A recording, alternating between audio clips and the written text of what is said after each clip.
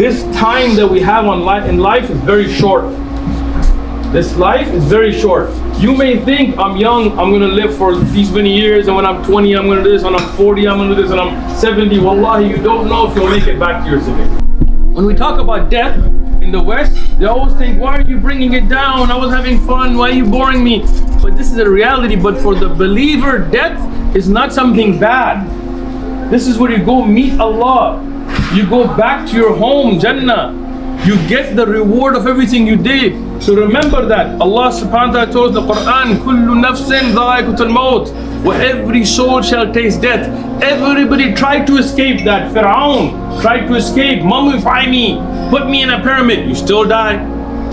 Every dictator, science is gonna save me. You still die. Nobody listens, whatever. Kullu nafsin dha'iqatul maut. And if you die and that was it, that's one thing. But what does Allah subhanahu wa ta'ala say after that? You will come back to me. Where are you gonna go? With your billions and your flex and your, billion followers and every king putting you in their palace, you still end up going back to Allah with nothing with you except your deed. Where are they at? Where's their money? Where's their fame? They're in that qabr by themselves. Wallahi, you will be there. You're living forever, either in Jannah or Jahannam. Make your decision and live by it.